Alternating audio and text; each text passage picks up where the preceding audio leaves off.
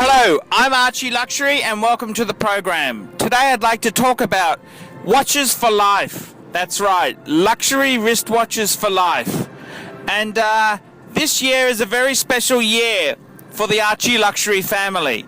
My father is retiring at Christmas time. He's been in business for himself for over 20 years. Actually, how long has he been? Probably 30 years. And the funny thing is that, you know, it's he's 65. He turned 65 over the Christmas break, so he's retiring before he turns 65. And it's quite fascinating. He started work in 1967.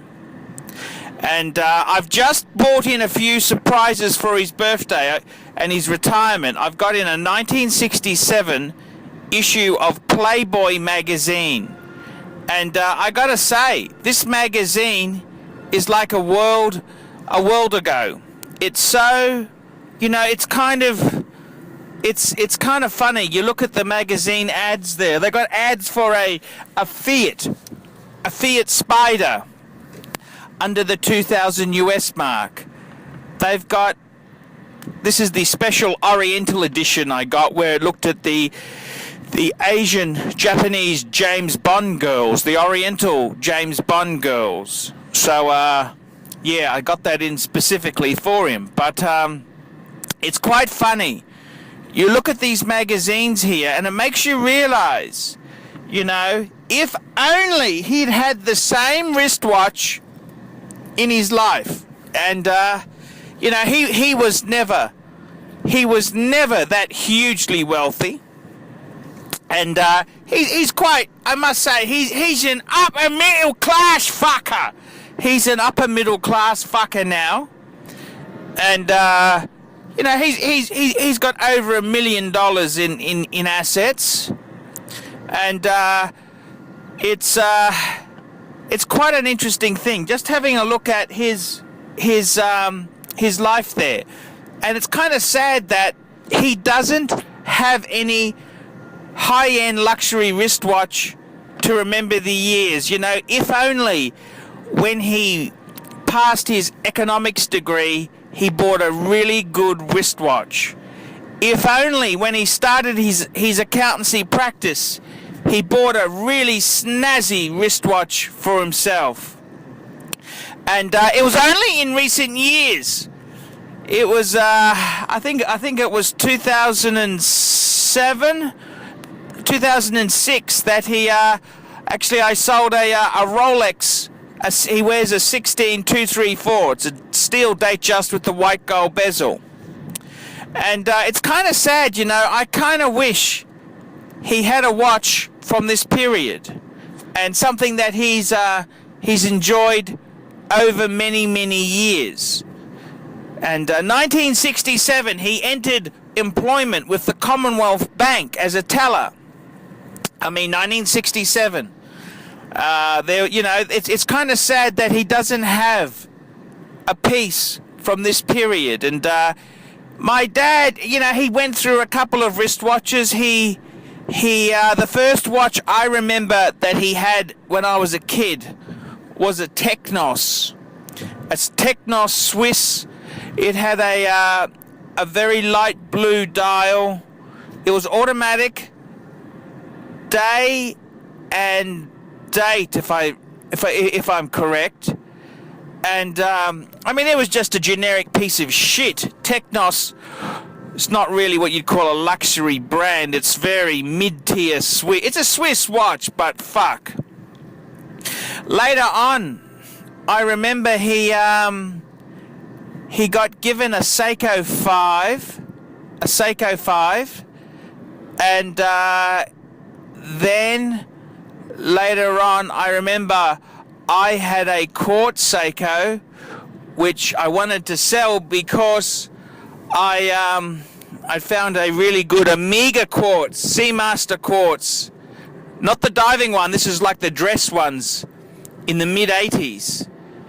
And after that, I actually gave him my Omega Seamaster when I got my Rolex 1016 Explorer 1. And then he bought for himself, that's right, he bought an Omega Seamaster again. It was gold and steel, not a sports one. Very, very 90s. Fuck, it's dated. And I then sold him a Rolex in the late noughties. And so there you go. That's sort of his history, and it's such a shame. I mean, I'm trying to, I'd like to hang on to this man's employment.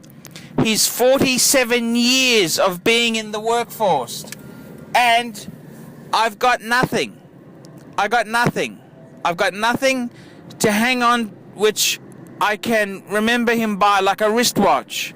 And it's such a shame, and I just want to make this video as a warning. Don't you fuckers make the same mistake. Sometimes you can get too busy, just doing things. And before you know it, retirement comes, and it's not the end of the world. He doesn't have a fantastic watch since he started, but what a cool memento to have. And I've committed the same sin. I've committed the same fucking sin myself. I mean, I gave my Omega Quartz, well, that really wasn't a great watch. I gave that to him, and it got subsequently destroyed. It's just an accident, a bit of water got into it and it was fucked. But my Rolex Explorer 1, I sold that for huge money in the late 90s. I had a progression of luxury watches, nothing that I really kept. It was all bought, sold, I was flipping pieces. And it's only now that I've got the Archie 5 that I've had to pull myself up and say, don't do it. And it's a very, very interesting thing. And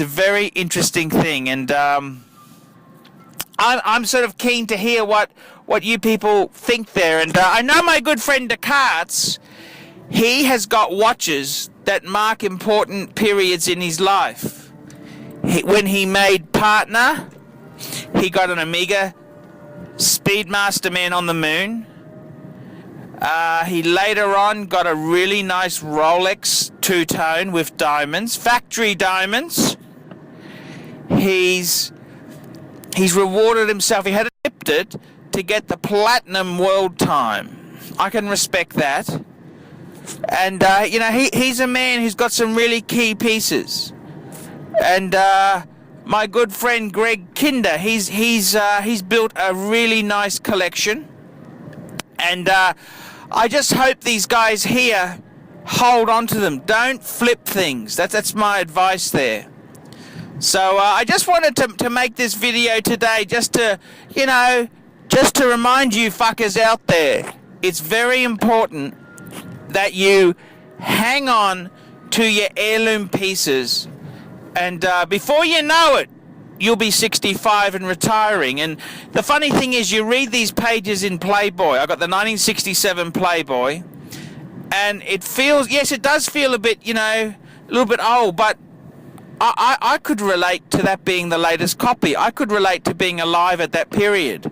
There's nothing, the tone and, the jokes and the breasts. The women in this magazine here are very, very, how would you put it? They're very, I'd certainly jump into bed with any of these women here.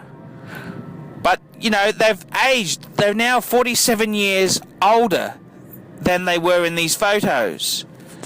And some of these glamour girls have also died. They've died. A lot of, things have moved forward.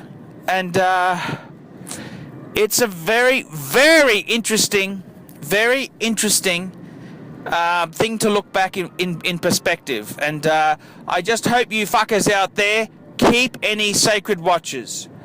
I'm Archie Luxury. Tell me what you fuckers think of that.